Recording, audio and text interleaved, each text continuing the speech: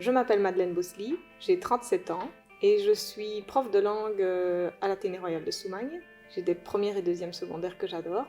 Mon autrice préférée, c'est Valérie Perrin. J'adore Changer l'eau des fleurs et sa petite Violette.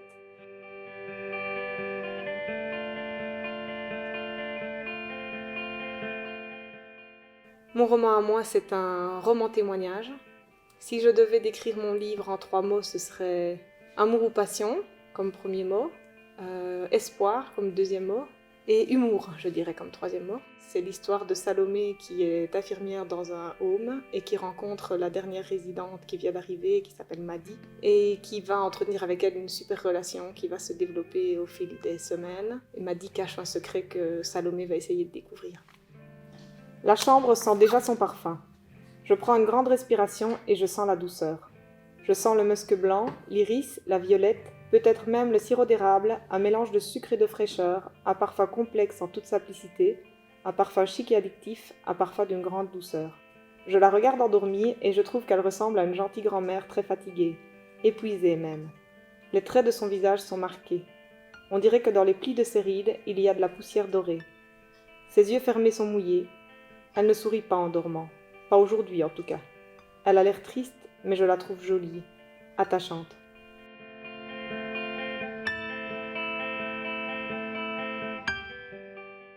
Parce que quand mes enfants sont décédés, je me suis retrouvée très seule face à tout cet amour que je ne savais plus leur donner. Et donc j'ai décidé de leur écrire. Donc j'écrivais des mails qui restaient dans ma boîte brouillon. Et ça ne m'a pas suffi de leur écrire. Je relisais les mails que je leur envoyais sans les envoyer. Et ça ne comblait pas le manque. Et donc j'ai essayé en le transférant à mon papa, à ma petite sœur, qui ont trouvé ça très joli. Et puis ça ne suffisait toujours pas et je me suis dit je vais l'englober dans une histoire qui s'est imposée, que j'ai trouvée sans réfléchir, et je me suis dit partageons, parce que plus les gens le liront et plus ils existeront.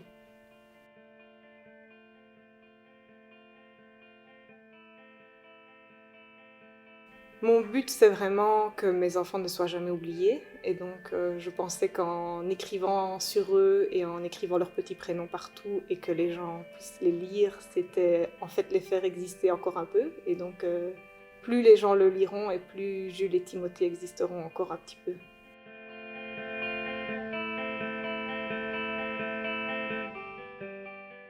Donc j'ai commencé à écrire le livre, les lettres en octobre. Ils sont morts le 30 septembre 2017 et j'ai commencé à leur écrire en octobre. Et puis j'ai fait des lettres comme ça pendant les 2 premières années, je crois. Peut-être encore un petit peu à la 3e année. Et puis j'ai commencé à écrire le livre en lui-même, l'histoire, je pense en janvier ou février 2020.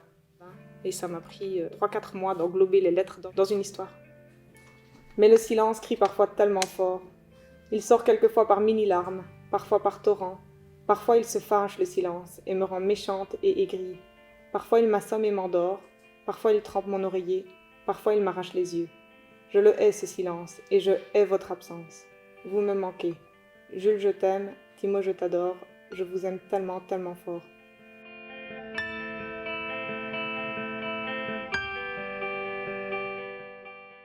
Alors les lettres que j'ai écrites sont donc hyper privées à la base et sont maintenant au grand jour. J'assume pleinement. C'est ce que je voulais, c'est que les gens sachent que je les aime. Et c'est clair que c'est intime, mais ça, je trouve que le fait de l'englober dans une fiction, on peut, en tant que lecteur, s'en détacher un petit peu.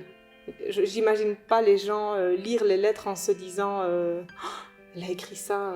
Je le vois intégré dans une histoire et je trouve que c'est plus doux. J'ai même inventé des réponses que mes enfants m'écrivaient. C'est quelque chose que j'aurais voulu que quelqu'un fasse à ma place. J'aurais voulu lire des messages que mes enfants m'écrivaient. Je les ai écrits moi-même tellement j'avais un manque énorme. J'ai créé quelque chose. J'assume que je fais ça. Je suis en phase avec ça.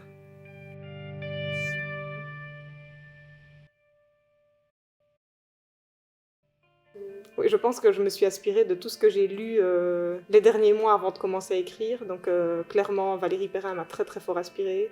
Agnès Ledig aussi, Virginie Grimaldi, des films que je regardais à ce moment-là, sans doute, inconsciemment. Et puis toutes les petites personnes qui m'entourent. Salomé, c'est clairement une petite fille que je connais, que j'adore, qui m'a quand même inspirée. Et je pense que j'ai voulu l'imaginer plus grande, mélangé sans doute à mon caractère à moi, quelque chose comme ça.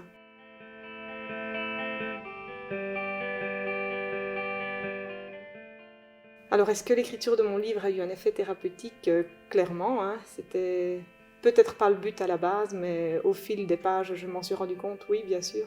J'ai pu dire et écrire tout ce que j'avais sur le cœur, que ce soit en bien ou en mal, et je savais vers la fin que j'allais le partager, et donc je pense que l'espoir que j'ai essayé de mettre dedans, je l'ai écrit et j'ai essayé de m'en convaincre en essayant de convaincre les gens, et au final c'est très positif, oui, parce que aujourd'hui je pense vraiment ce que j'ai écrit. Et je pense que oui, c'est me prouver d'abord à moi-même que j'ai fait un chemin énorme entre le 30 septembre et aujourd'hui.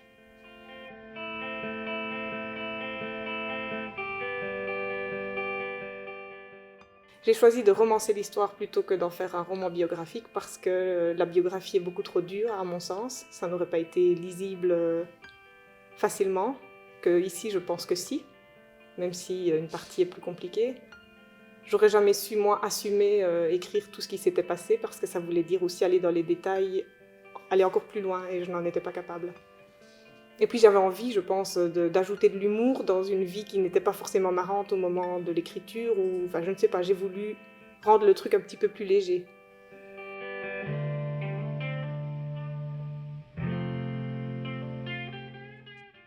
Ça c'est une bonne question et j'ai envie de dire que les gens vont devoir le lire pour s'en rendre compte. Il y a sans doute des gens qui se reconnaîtront, mais il n'y a pas de règlement de compte, j'ai envie de dire. Je n'ai pas axé ça sur la réalité pure et dure. Il y a, je pense, dans Salomé, une bonne partie de moi. La passion, clairement.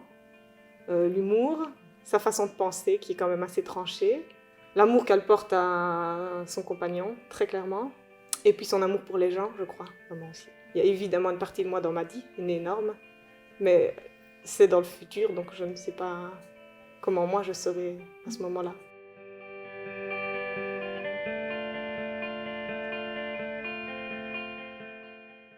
Alors, pourquoi j'ai choisi Salomé comme personnage principal au lieu de Maddy? Je ne pourrais pas répondre à la question parce que je ne sais pas pourquoi j'ai fait ça. Je ne sais pas pourquoi j'ai choisi un home. Ça s'est vraiment imposé. Je pense que j'ai écrit les premières phrases et puis j'ai suivi mon histoire. Mais je crois que si j'avais choisi Maddy, je n'aurais pas su faire toute une histoire. Ça n'aurait pas été aussi clair, aussi humoristique. Ça n'aurait pas pu fonctionner puisque c'était lourd directement alors. Il fallait une part de légèreté. Je pense que Salomé apporte vraiment la légèreté dans le livre.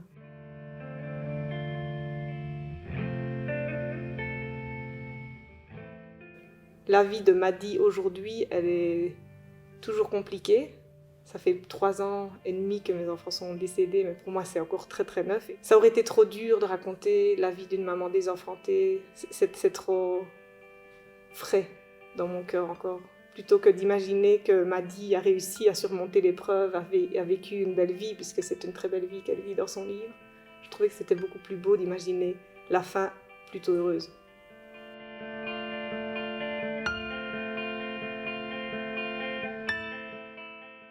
Alors, c'est en ayant une discussion avec mes 2 éditrices que nous avons choisi Certaines étoiles brillent plus fort, parce que c'est une des phrases que je fais dire à Maddy dans le livre, que Axel affectionnait particulièrement.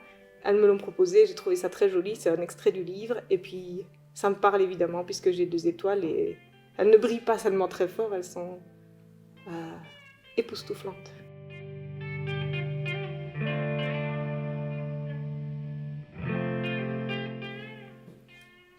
Alors ça fait partie du processus de deuil qui ne s'arrête jamais, hein, mais je me suis longtemps posé la question de savoir si j'étais oui ou non toujours une maman, puisque je n'ai plus d'enfants.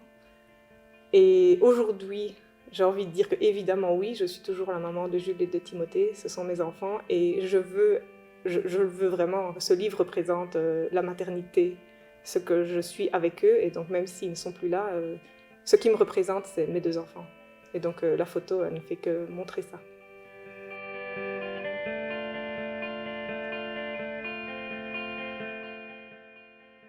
Je me réjouis d'avoir un retour. J'espère que les gens vont ressentir l'amour que j'essayais de mettre dans le livre. En fait, c'est vraiment le seul but que j'avais, c'était qu'on lise leurs petits prénoms et qu'on se souvienne d'eux encore et encore et toujours. C'est ça mon espoir, c'est vraiment que les gens comprennent le message que moi j'ai voulu faire passer. Pas spécialement. Non, j'ai pas forcément d'ambition. Moi, je voulais aboutir le projet, je voulais que tout soit terminé, je voulais aller au bout vraiment. Je voulais l'écrire, le faire lire et le clôturer. Quand je vois comme le produit fini est magnifique, j'aurais même très peu de lecteurs, je serais déjà hyper contente que ces lecteurs-là apprécient.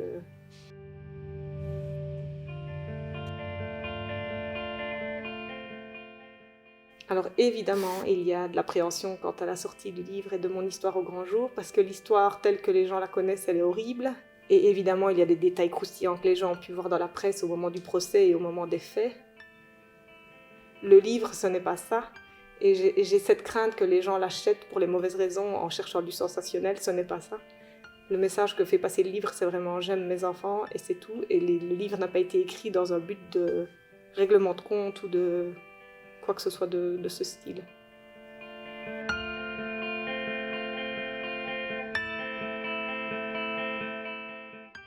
Alors c'est très mignon comme question. Quel message est-ce que je voudrais faire passer à mes lecteurs? Je ne sais même pas si je peux dire ça, mais aimez vos enfants à la folie tous les jours, dites-le tout le temps. Profitez de chaque moment, et pas juste de vos enfants. Hein. L'amour, il faut le dire tout le temps. Ça peut paraître bateau, mais quand on ne peut plus le faire, c'est tellement frustrant que... Voilà, c'est mon message.